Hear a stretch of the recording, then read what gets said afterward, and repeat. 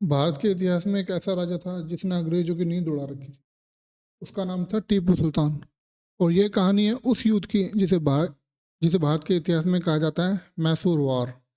लेकिन सवाल यह है कि अंग्रेज भारत के इतने बड़े हिस्से पे कब्जा कर चुके थे, फिर भी मैसूर उन्हें कैसे रोक पाया।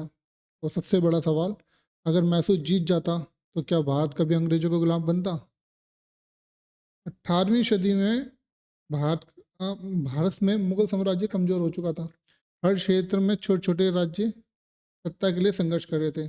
इसी समय दक्षिण भारत में उभर रहा था एक शक्तिशाली राज्य, और इस साम्राज्य के पीछे था एक असाधारण व्यक्ति, सेनापति हैदर अली। एक ऐसा व्यक्ति जिसने बिना राजवंश के जन्म में सिर्फ अपनी प्रतिभा के आधार पर सत्ता हासिल की। लेकिन यहाँ से कहानी और रोचक हो जाती है, क्योंकि हैदर अली का सबसे बड़ा दुश्मन था ब्रिटिश ईस्ट इंडिया कंपनी। और यहीं से शुरू होता है मैसूर वॉर, यानी कि हैदर अली और अंग्रेजों के बीच संघर्ष। तो चलें शुरू करते हैं। मैसूर साम्राज्य को पहले हम समझते हैं। मैसूर साम्राज्य को, एक मिनट रुकिएगा। ठीक है, अब मैसूर राज्य, विजयनगर साम्राज्य के पतन के बाद मैसूर का उदय हुआ।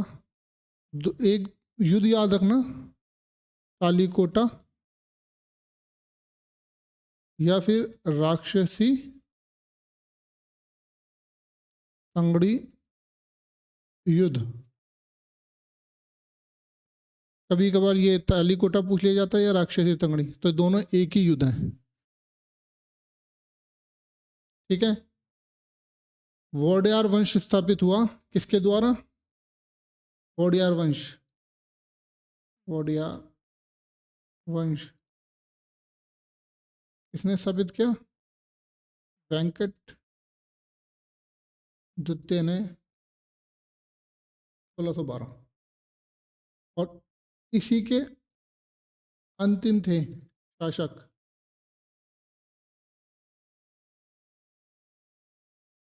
सिक्का कृष्ण राज वोडियार।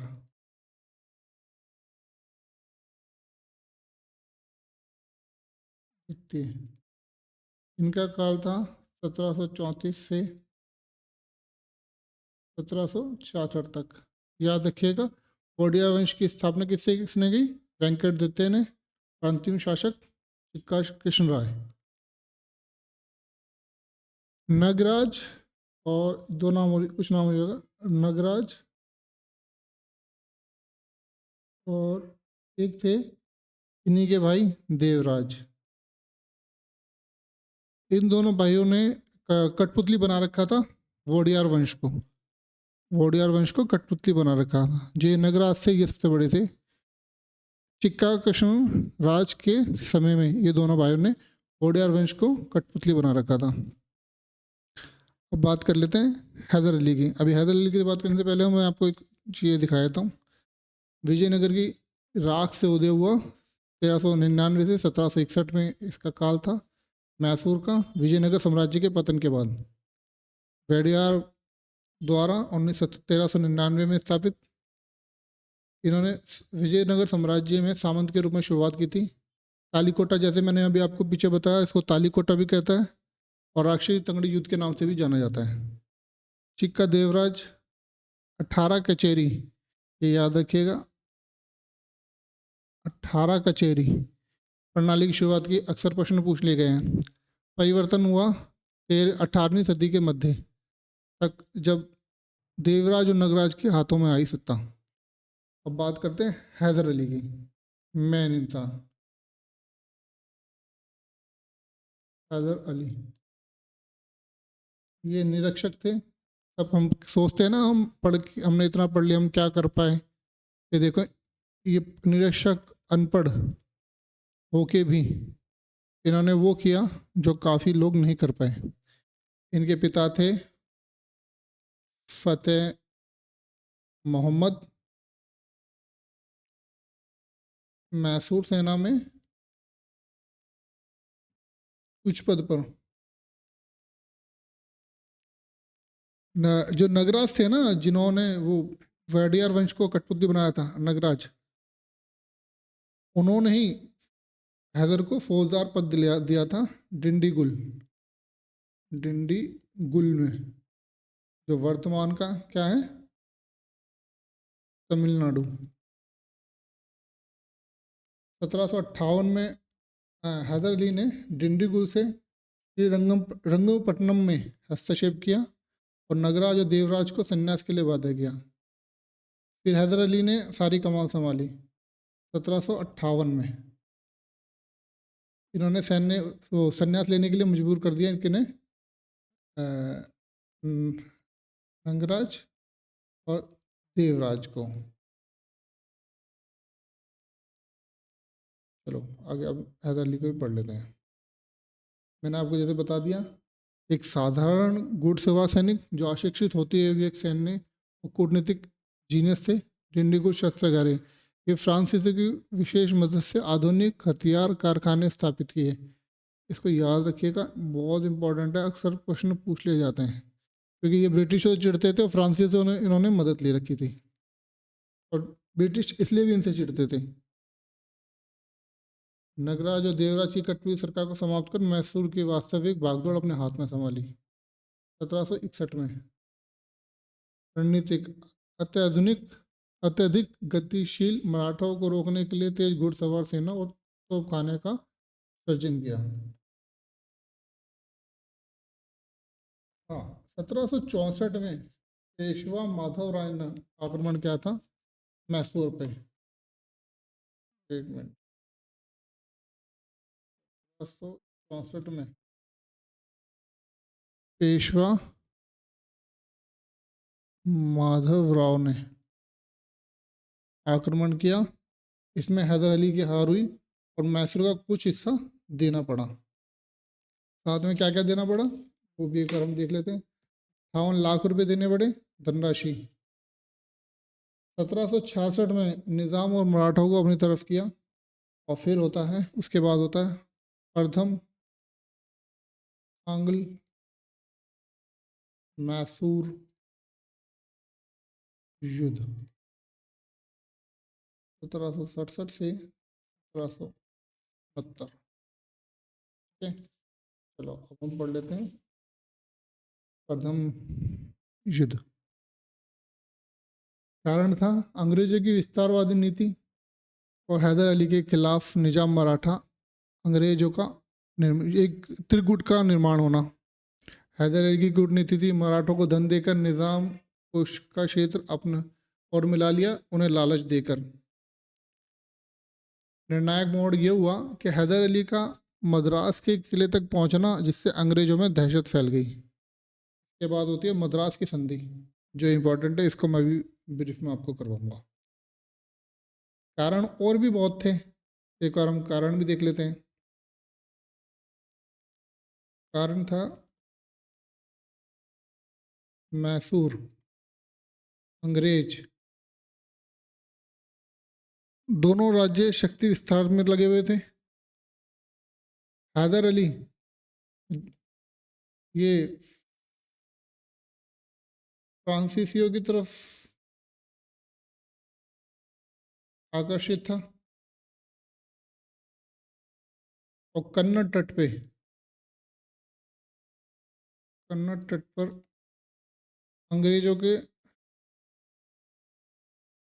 अंग्रेजी जहाजी बेड़ा हैदर अली ने नष्ट किया था।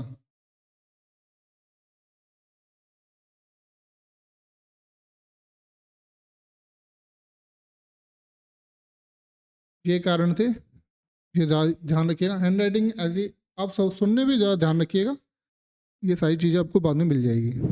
ठीक है, अब एक बार मद्रास की संधि पढ़ लेते हैं हम। मद्रास की संधि मैंने आपको बताया था,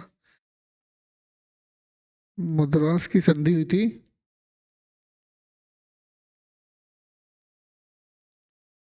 4 अप्रैल 1769 में। अंग्रेज हैदर अली को युद्ध का खर्चा व जुर्माना देना तय हुआ।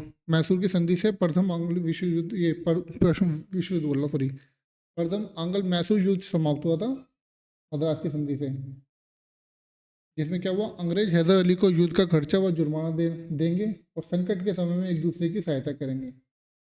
जीते हुए राज्य वापस करेंगे दोनों, एक नहीं दोनों ही वापस करेंगे। जीते हुए राज्य वापस करने होंगे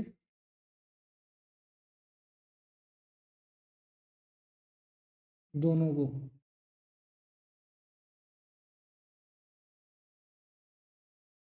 ये चीज हुई दोनों पे लागू। वैसे प्रथम प्रथम प्रथम ये आंग्ल मैसूर युद्ध के बारे में एक और चीज है। अंग्रेजों को लगा था कि ये एक छोटा सा युद्ध होगा, लेकिन उन्हें अंदाजा नहीं था कि मैसूर की सेना उन्हें कड़ी चुनौती देने वाली है।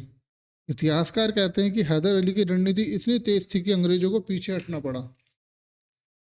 सोचिए, अगर उस समय यूट्यूब होता तो शायद Haidar Ali versus British trend कर रहा होता, लेकिन असली कहानी अभी बाकी थी, क्योंकि अब मैदान में आने वाला था एक ऐसा योद्धा जो अंग्रेजों को जिसने अंग्रेजों को सबसे ज़्यादा डराया था। इसके बारे में हम अभी आगे बात करेंगे। अब आते हैं हम द्वितीय मैसूर युद्ध पे, द्वितीय आंग्ल मैसूर युद्ध पे। विश्वासघात हुआ, अंग्रेजों ने मद्रास की संधि का पालन नहीं किया। मद्रास की संधि में ये था ना कि दोनों जरूरत के टाइम पे एक दूसरे की मदद करेंगे, पर इन्होंने ऐसा नहीं किया। अंग्रेजों से क्या मदद की उम्मीद रखना यार। तत्कालीन कारण ये हुए, अमेरिकी स्वतंत्रता और संग्राम के दौरान अंग्रेजों द्वारा फ्रांसीसी बंदरगाह माहे पर कब्जा हुआ। युद्ध और नेतृत्व परिवर्तन परिवर्तन हुआ। 1780 में हैदर अली ने कर्नल बैली की सेना को हराया और पोलियर युद्ध कहते हैं इसको। 1782 में कैंसर से हैदर अली की मृत्यु हुई और उसके बाद आए टीपू सुल्तान। जैसे मैंने बताया, एक ऐसे राजा की एंट्री हुई जिससे अंग्रेज सबसे ज़्यादा कांपेंगे, वो थे टीपू सुल्तान। एक बार हम कारण पढ़ लेते हैं, उसके बाद हम आगे की फिर ये मंगलोर की संधि ये सब पढ़ेंगे। चलते हैं द्वितीय कारण, द्वितीय आंग्ल मैसूर युद्ध 1780 से 1784। कारण क्या था, मद्रास की संधि में शर्तों का एक दूसरे के सहायता देना, परंतु ऐसा नहीं हुआ। 1771 में मराठाओं ने मैसूर पर आक्रमण किया। 1771 में मराठों मैसूर पर आक्रमण, अंग्रेजों से मदद मांगी, अंग्रेजों ने मदद नहीं की। फ्रांसीसी बस्तियों पर आक्रमण कर दिया गया अंग्रेजों द्वारा। फ्रांसीसी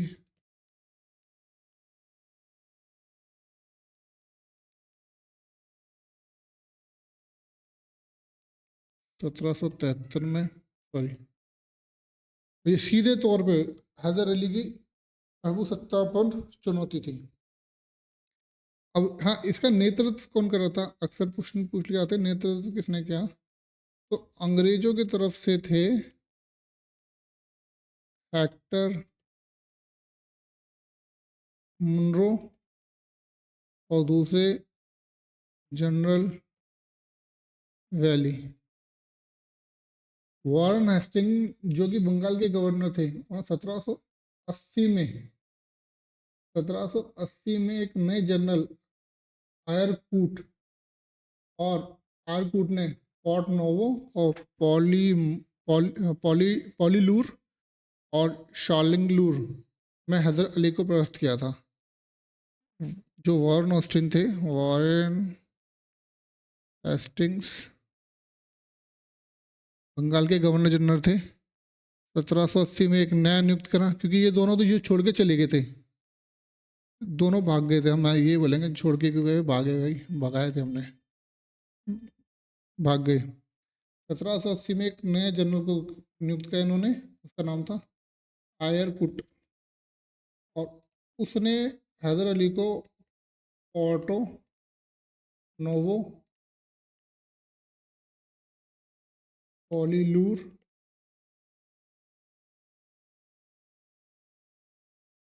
सॉलिंगलूर, इन 3 जगहों पे हैदर अली को हराया था।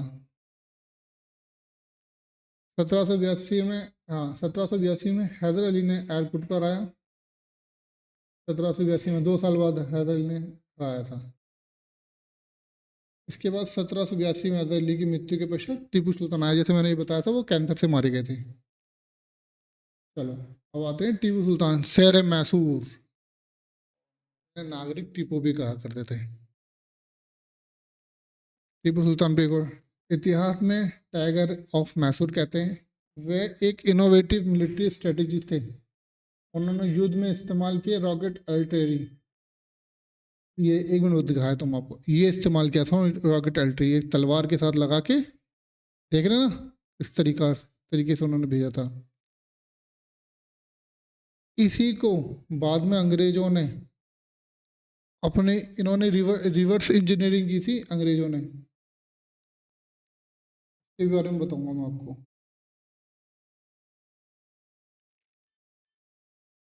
सैन्य तकनीक में मतलब काफ़ी पढ़े लिखे, मतलब काफ़ी समझदार और काफ़ी कूटनीतिक थे वो। चलो इसके बारे में पढ़ लेते पहले टीपू सुल्तान के बारे में। बादशाह, इनके पिता कौन थे याद रखना, हैदर अली, टीपू सुल्तान के। बादशाह 1786 में मुगलों की नामा सत्ता को नकारते हुए सिक्कों पर अपना नाम बादशाह की उपाधि धारण की। वैचारिक आधुनिकता, फ्रांसीसी क्रांति से प्रभावित थे, स्वतंत्रता का वृक्ष लगाया और जैकॉबिन क्लब के सदस्य बने। उपाधि स्वयं को नागरिक टीपू कहलाना पसंद किया। धार्मिक दृष्टिकोण से सिंगेरी मठ के पुनर्निर्माण के लिए दान दिया। शारदा देवी मंदिर, ये देख रहे हैं इनके द्वारा निर्माण। आर्थिक सुधार हुए थे। मर्चेंट स्टैंड, चंदन, काली मिर्च और रेशम के व्यापार का राज्य का एक अधिकार लिया। मोनोपोली इन्होंने अपने हाथ में करी। सीधा संपर्कता, जागीरदारी प्रथा को सीमित किया और किसानों और रेतों से सीधा कर लेने शुरू किया इन्होंने।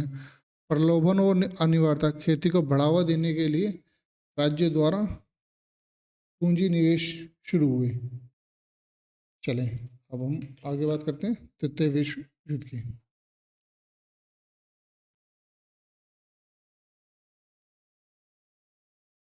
एक मिनट रुकिएगा, थोड़ा स्लाइड ऊपर नीचे हो गई है।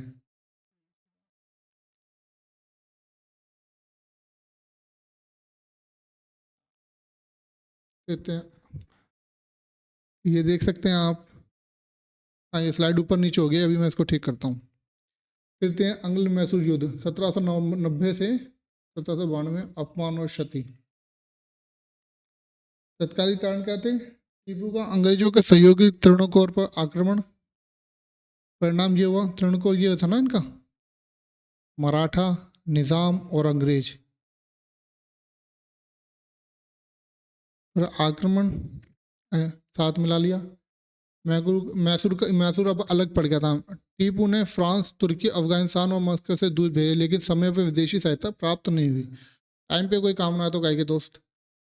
अंग्रेजों का डर, टीपू का नेपोलियन बोनापार्ट के साथ पत्र व्यवहार और फ्रांसीसी गठबंधन के डर से अंग्रेजों को सबसे बड़ा खतरा था।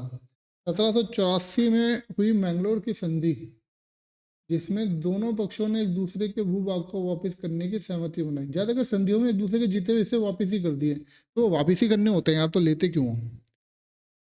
टीपू और जॉर्ज मैकेटनी जो मद्रास का गवर्नर था, ये थे नेतृत्वकर्ता। युद्ध में बनाए गए कैदियों की रिहाई हुई मैंगलोर की संधि में, याद रखिएगा इस चीज को। वैन हेस्टिंग मैंने आपको बता दिया। वैन हेस्टिंग युद्ध की संधि, ये वैन हेस्टिंग है ना, सबसे बड़ा कलेश वो बंदा है, कलेश करने वाला, लड़ाई करने वाला बंदा है। ये मंगलोर की संधि से असहमत था, ठीक है। कंपनी ने निजाम को टीपू के खिलाफ युद्ध के लिए तैयार किया, परंतु टीपू ने इसे संधि को अपमान के रूप में लिया। इन्हें भी सबको लड़ाई का मौका चाहिए होता था। 1789 में त्रिकोण पर हमला कर दिया गया। त्रिकोण के राजा अंग्रेजों के मित्र सहयोग थे। इस आक्रमण को आधार बनाकर अंग्रेजों ने मराठा और निजाम से संधि की। जनरल मिडो ने नेतृत्व किया परंतु असफल हुआ। फिर कॉर्नवालिस ने नेतृत्व किया और श्रीरंगपट्टनम की ओर से टीपू को पराजित किया 1790 में। जैसे कि आप यहाँ देख पाएंगे, अभी चौथी विश्व युद्ध में बताऊंगा मैं आपको। ये मैंने सब पढ़ा दिया आपको। श्रीरंगपट्टनम की संधि 1792 में। हाँ, मार्च 1792 में टीपू सुल्तान ने राज्य का आधा हिस्सा अंग्रेजों को और मराठा निजामों को दे दिया, साथ ही 3 करोड़ रुपए भी दिए। इनके 2 पुत्रों को इन्होंने अंग्रेजों ने बना लिया था, ये सबसे अपमानजनक बात थी। जुर्माना चुकाने के लिए टीपू के 2 पुत्रों को, इन 2 पुत्रों के नाम थे, अब एक का नाम था अब्दुल खालिक और दूसरे का मोइजुद्दीन। मोइजुद्दीन। इस चीज को याद रखिएगा, मैं लिख देता हूँ नाम।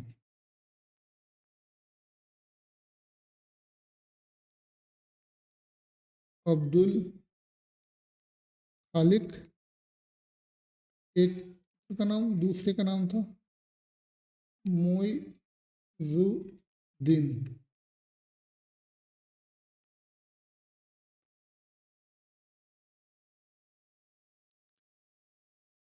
मोइजुद्दीन, ठीक है ना। ये हो गया था तुम्हारा तृतीय आंग्ल मैसूर युद्ध। चौथा मैसूर युद्ध हुआ 1799 से मई 1799। ये 1 महीना ही चला, 1 डेढ़ महीना चला। श्रीरंगपट्टनम संधि अपमानजनक संधि लगी। लॉर्ड वेल्लेस्ली निजाम प्लस मराठाओं का साथ था। से संधि के बंटवारा बराबर किया जाएगा। मुख्य सेनापति कौन थे? आर्थर वेल्लेस्ली, हैरिस और स्टुअर्ट। श्रीरंगपट्टनम के किले में टीपू ने शरण ली और रक्षा करते हुए टीपू सुल्तान मारे गए। विभाजन इस तरह हुआ कि कानरा, ये विभाजन, ये तो रहने दो आप, ये बहुत ज़्यादा हो जाएगा आपके लिए, ये पढ़ लेते हैं। सहायक संधि और वांडीवंश युद्ध की स्थापना। वांडीवंश देखा, जहाँ से चालू हुआ था वहीं पे वापस दे दिया गया।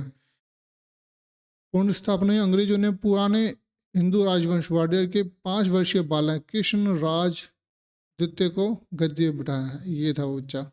सहायक संधि हुई 1799। मैसूर के प्रभु सत्ता समाप्त, विदेशी संबंध और रक्षा अंग्रेजों के अधीन, क्षेत्रीय बंटवारा। मैसूर का बचा कुचा हिस्सा वाडियर को मिला। प्रत्येक शासन 1831 से 1881। कुशासन के आरोप में बैटिक ने प्रशासन अपने हाथ में लिया। ये थोड़ी एक्स्ट्रा बात सुन लो नहीं, सुन लो, ये आपके काम की है। आधुनिक मैसूर राम राज्य और आधुनिकरण, जैसे कि हमने स्टार्टिंग में बताया था राम राज्य के बारे में, वही है। रेडिएशन 1771 वाडियर वंश को सत्ता सौंपी गई। कृष्ण राज वाडियर चतुर्थ। गांधी जी इन्हें राजश्री कहा और मैसूर को राम राज्य की उपाधि दी। तो किसने उपाधि दी थी? ये गांधी जी ने। सर एम विश्वेरिया, जो यहाँ के दीवान थे। एशिया का पहला जल विद्युत संयंत्र बना शिवन समुद्र। मैसूर विश्वविद्यालय, भद्रवती स्टील प्लांट और बैंक ऑफ मैसूर की स्थापना इन्होंने की? सर एम विश्वेरिया ने। सामाजिक न्याय 1921 में पिछड़ी जातियों के लिए आरक्षण लागू करने वाला पहला राज्य। याद रखिएगा ये पॉइंट। 1761 में, 1961 में, 21 में। मैं भी आप पढ़ते भी उनको, ये घटना, ये ऐतिहासिक घटनाक्रम है, ये को याद रखिएगा। ये वाडियर वंश खत्म हुआ था, वाडियर वंश को ही पूर्ण वापस मिला था। ठीक है, तो चलिए याद रखिएगा। चलिए मिलते हैं नेक्स्ट क्लास में। तो देखा जाए ना, लेकिन इतिहास में हम एक महत्वपूर्ण सबक देता है। अगर उस समय मैसूर जीत जाता तो शायद भारत का इतिहास अलग होता, और यही कारण है कि एसएससी और दूसरे एग्जाम में मैसूर वॉर एक महत्वपूर्ण टॉपिक है। चलो, अगर आपको ऐसी हिस्ट्री की स्टोरीज पसंद आई हो तो कमेंट में लिखिएगा हिस्ट्री इज पावर। मिलते हैं नेक्स्ट क्लास में। अगर आपको कुछ पूछना हो, कुछ समझ ना आया तो आप कमेंट कर सकते हैं। ये बाकी सब कुछ है, पढ़ लीजिएगा एक बार। चलिए, थैंक यू सो मच। मिलते हैं नेक्स्ट क्लास में।